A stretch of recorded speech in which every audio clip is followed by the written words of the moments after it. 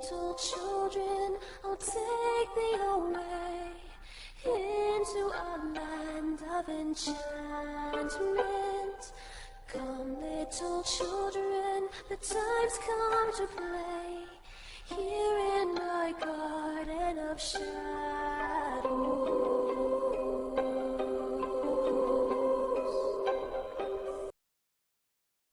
Hello, I'm Runia, aka Media Adaptation, and welcome back to Moderation's 31 Days of Halloween.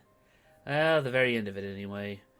And this video is going to be a lot late because of last-minute personal things, so... sorry about all this. We'll try and do better next time, but... we've been asked to re-upload one of our, well, stranger older videos. A little project called Mystery Kids. And for our first topic, we were asked... what is the Mystery Kids? Well, to oversimplify things, it's a mass crossover of several shows gaining popularity around 2012. I guess it could all be tracked back to people connecting both the worlds of Coraline and Paranorman. I don't remember how that's possible, other than the same writer-director, but logistics won't stop fanfic writers.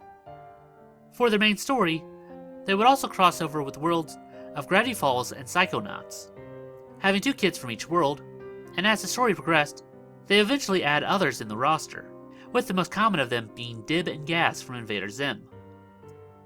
Their group would become a bit unruly, as several of the other stories would add anything from Undertale to Little Nightmares. But I believe we're missing sight of the original question.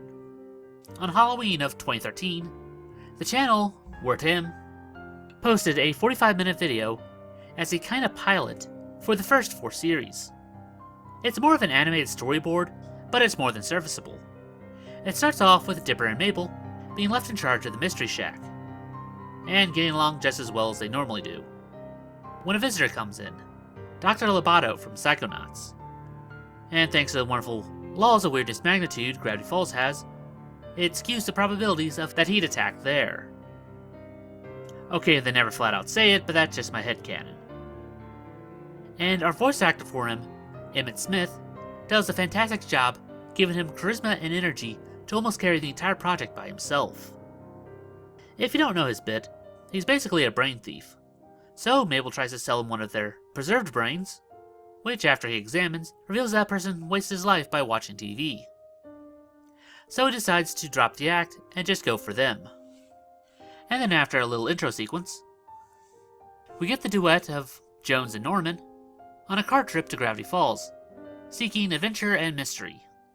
The car breaks down, and his dad is unable to fix it, so he heads into town and tells the 4 to stay together and stay in the car.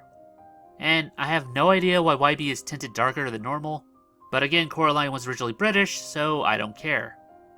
And next to him we have Norman's friend, Neil. And sadly, no, Agatha does not make an appearance in this one. They joke how this feels like a bad horror movie setup, before turning on the radio and hearing that a crazy psychopath is on the loose. So Coraline decides not to just wait to die, and the group starts biking to town. Meanwhile, back with the Pines, the fight isn't going so well, as they make a break for the golf carts and speed off. Group B is making no visible progress, and can't even get any cell signal.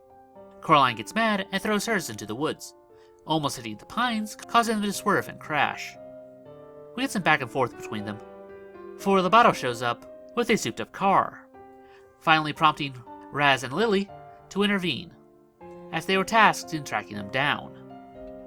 Lily takes down his ride so he can't escape, and Raz goes for the dock, and after some wonderful windy banter, he goads him into getting close enough to tag him with a collar that blocks off his powers. Congratulations, you're completely useless. Coraline takes Mabel's grappling hook from the cart and gets him off Raz, breaking his weapon and then just beating him up. I think she's working through a few issues. Anyway, he makes a run for it, and the group heads back to the Mystery Shack. We then cut over to the dad, who found the only mechanic in town, but he just died, so no luck there. We then get the group starting to clash over their conflicting personalities, with Jones and Lily going back and forth with how Raz messed up back there. Then Mabel dresses up like the Doc, and for the different colored eyes, she uses some buttons, giving Coraline a mini heart attack. Anyway, the rest of the group tries to figure out a plan, but Dipper goes a bit overboard. More fighting ensues, and it's Norman who gets everyone back on track, and takes a few components from Dipper's designs as a starting point, making a net launcher that's mounted to their cart. And Wybie, being the hardware guy, is left in charge of construction. I like how each of the characters are fleshed out, each with their own strengths and shortcomings, that are natural for their characters. Raz, after becoming a rookie psychonaut, kind of starts imitating the comics that he always reads, making him a bit gun-ho with guns blazing, which consistently gets him in trouble, and Lily has to give him a reality check for him to rein in his ego. Jones, while seeming like a bit of her old self, and she did learn to be less harsh to her friends, but isn't going to take anything from a self-righteous stranger who she had to save. Character building. Something you don't always see in fanfics. And after a wonderful 80s montage, the group heads out. But everything's empty and there's no sign of him. Norman asks the ghost for direction, and they find him in a scrapyard.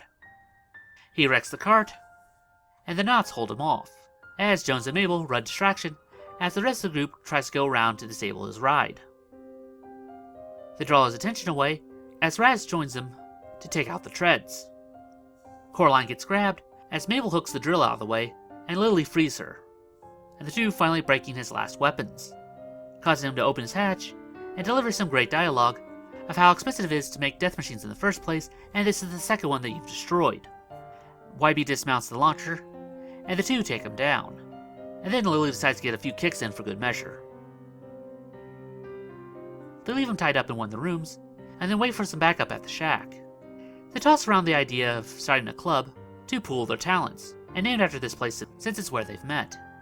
They elect Coraline as the leader, but she defaults it over to Raz, as he is a good leader when he's not blindly charging in. He accepts, but only under the condition that she becomes number 2, to keep him in line. The dad finally finds them after pushing the car all the way there over the course of the night, and he's far from happy. But it's pretty much foobarred, so they're probably going to be staying there a few weeks. While a bit unfinished, as well as losing Wybie's voice actor at the end, it's still a very enjoyable video. If you like any of these properties, it's well worth a watch. Neil probably has the least to do, but is defaulted to the voice of the audience, getting several good lines throughout. Also, during the 80s montage, Norm finds Dib in one of the back rooms, but decides to leave him to his business. Later that year, under the channel MK Project, they put out a trailer for Part 2, called Return of the Beldam, taking place a little while after the first one, as Raz and Lily get assigned to the town to keep a closer eye on it. And the plot is what's left of Bill Cipher strikes a deal with the Beldam to set her free, and she uses her power to subjugate ghosts to control Agatha. Raz and Lily use their powers to help train the others to use some low-level abilities. And it looks real good, but they completely stop posting updates, so the project is cancelled. Then in 2015, we get another project entitled The Nightmare Mirror, as the group finds itself trapped in a mirror dimension and has to come face to face with their fears. Gideon being the main antagonist, with Bill showing up and mentioning a deal that he made with the Beldam. But the problem is that this too eventually got cancelled. But all hope is not lost, as in 2017, we got a project entitled The Mystery Kids Return, and last year we got a trailer for it, seemingly like they're going back to the Beldam as the villain. So that means we can get it this year. What makes me hopeful is that there's also storyboards of this project online, so it's still very much alive. And given all the effort that went into the first one, glad to see that it's not over yet. One of the interesting things about coming back to these projects later is that we actually do have a few updates on this. I got 3 different comments from our last video. The first being from our voice actor for Lily, which was, well, just amazing every time that happens. I think I can only count like 5 times, but still. And 2 others from the people still working on the project. It's still going strong, and yeah, we might see it in episode 2 sometime soon. Well, again, looking at this, something like Has-Been Hotel, remember, that project took at least 4 years just to get the trailer out. Fan projects are very slow, especially ones of this magnitude. So, if you want to see more please be patient, they're trying their best. And I can't wait to see it when it's finally ready. But that about does it for this video. If you have any topics for future projects, then feel free to post them down in the comments below. And while you're down there, why not like, and make sure you're still subscribed to the channel. Still slowly recovering from the deletion. But anyway, I'll see you guys later. Anyway, I'm Runya, invite you to join us again for the next night. Weep not, poor children, for life is this way.